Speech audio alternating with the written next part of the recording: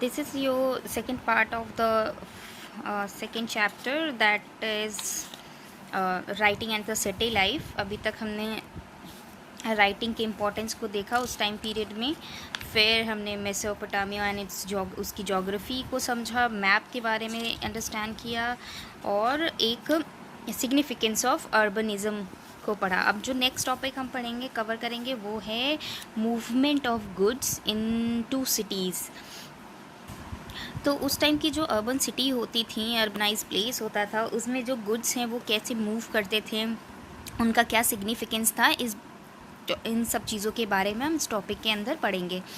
तो जो मेसोपोटामिया में जो सिटी रीजन थे, जो उस टाइम में टाउन रीजन थे, वहाँ पे जो फूड रिसोर्सेज से थे वो बहुत ही ज़्यादा थे, और जो मिनरल रिसोर्सेज थे वो बहुत ही कम थे।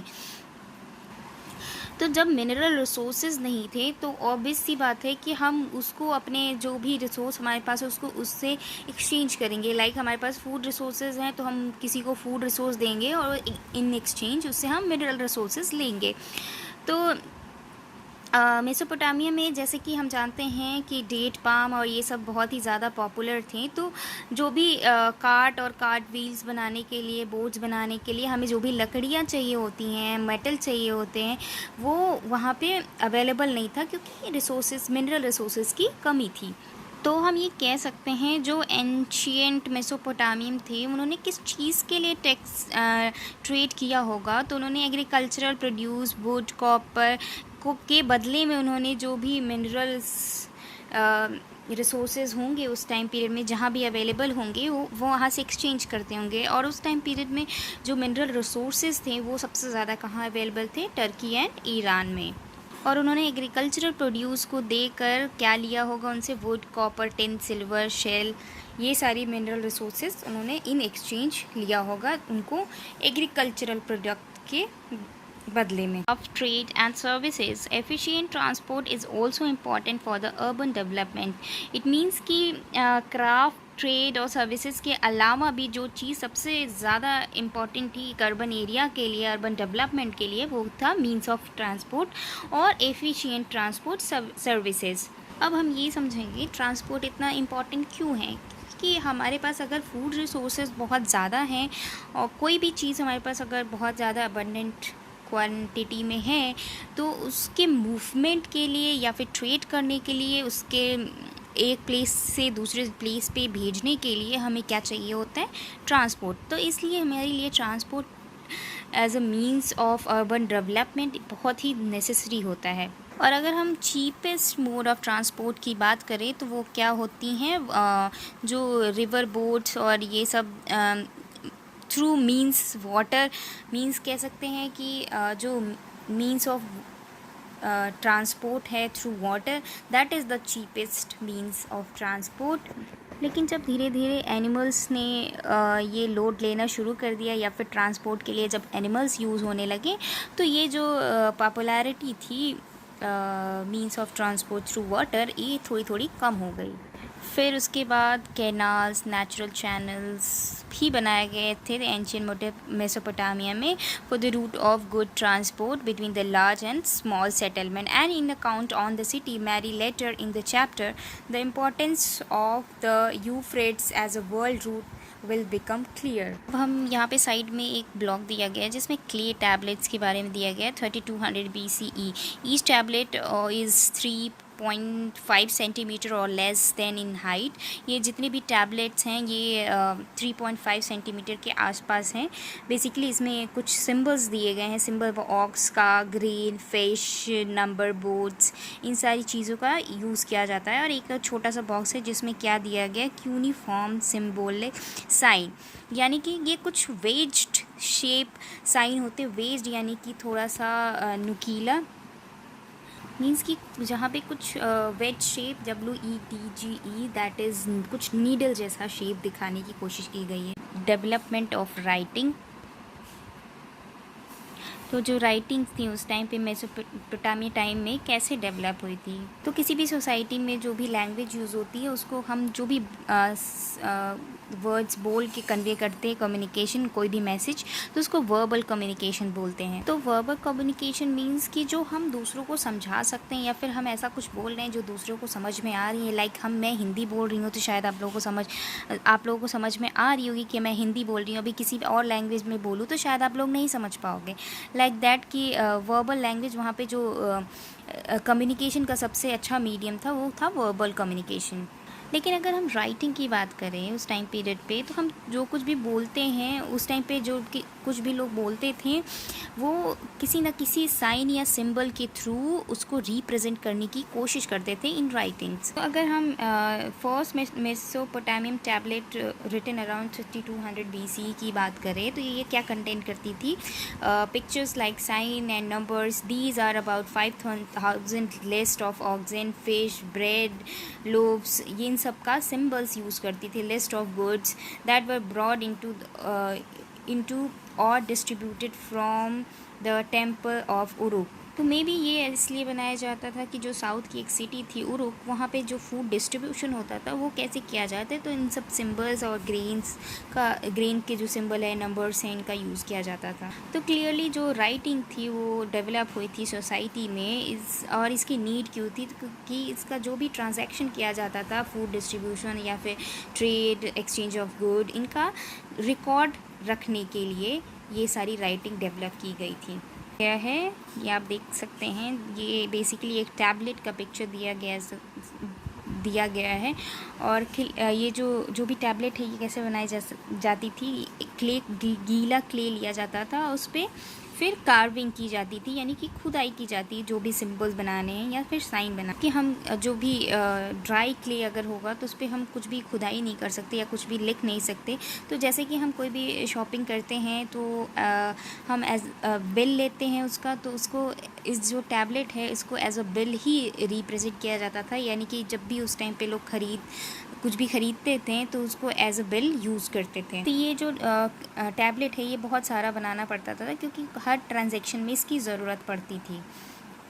तो मेसोपोटामियंस road on tablet of clay. तो ये जैसा कि अभी मैंने बताया कि जो मेसोपोटामियंस थे वो जो टैबलेट होती थी क्ले की उस पर लिखा करते थे। इन टैबलेट्स का यूज़ कहाँ होता था? Writing was now use not only the keeping the records. ये सिर्फ रिकॉर्ड्स के लिए ये टैबलेट्स नहीं यूज़ होते थे, बल्कि मेकिंग डिक्शनरी, जो नए नए वर्ड्स खोजे जाते थे मीन्स ऑफ कम्युनिकेशन में, उनको लिखने के लिए। Bye legal validity of land transfer, कोई भी लैंड की लीगल वैलिडिटी को उस पर दिखाने का, शो करने की कोशिश किया जाता था। या फिर नरेटिव डीड्स ऑफ किंग, या फिर किंग ने क्या क्या किया अपनी जनता के लिए, उसके बारे में लिखा जाता था। Announcing the changes in the king made in customary law of land.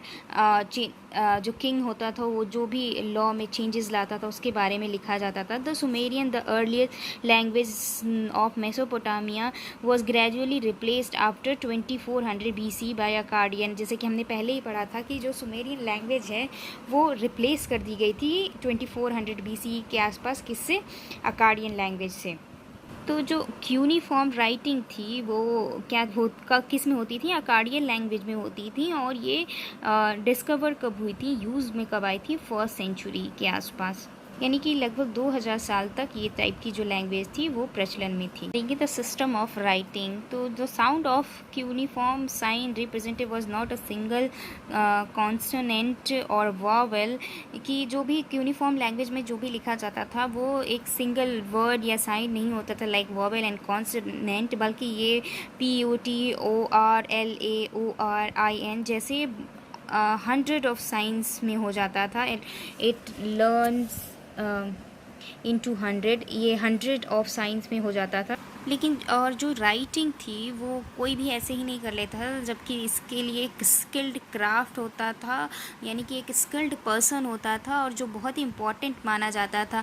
तो अगर कोई भी ये राइटिंग करना जानता था जो भी यूनिफॉर्म लैंग्वेज में, तो उसके लिए उसको बहुत ही अच्छा इंटेलेक्चुअल उसकी अचीवमेंट माना जाता था। लिटरेसी की अगर हम बात करें तो very few Mesopotamian could read and right, बहुत ही कम ऐसे मेसोपोटामियन लोग थे जो जिनको रीडिंग या राइटिंग आती थी। Not only were there 100 of sign to learn, वहाँ पे केवल सिर्फ 100 अप्रॉक्सीमेटली साइन नहीं थे लर्न, बल्कि बहुत ही कॉम्प्लेक्स सा सिस्टम था पूरा लर्न करने के लिए। If king could read he made sure that this was recorded in one of his boastful inscription. अगर कोई भी किंग राजा जो था उस टाइम पीरियड में मेसोपोटामिया का अगर लिखना या पढ़ना जानता था तो ये बहुत ही बड़े बड़े अक्षरों में मतलब इंस्क्रिप्शन में लिखा हुआ जाता था कि इस राजा को पढ़ना और लिखना आता है।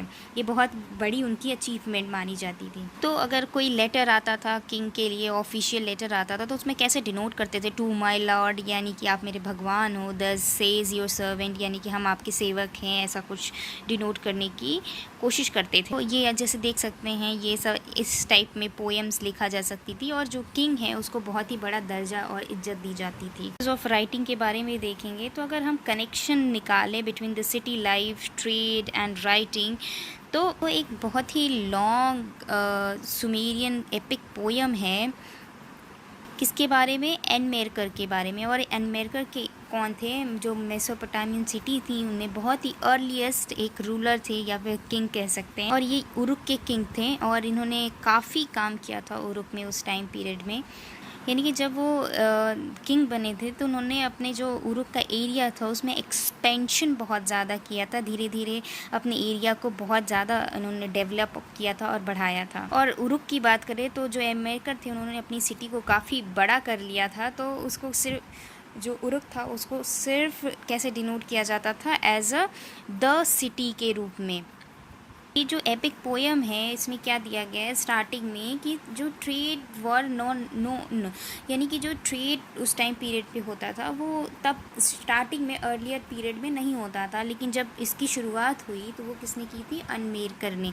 इसकी ट्रेड की शुरुआत किसने की थी? अनमेरकर ने। अब हम देखेंगे कि जो अनमेरकर थे उन्होंने ट्रेड की शुरुआत की कैसे। तो जो अनमेरकर थे वो काफ़ी शौकीन थे, इनको लग्जरी आइटम का बहुत ही ज़्यादा शौक़ था। तो जो एनमेरकर थे उनको क्या चाहिए था? एक अपनी सिटी में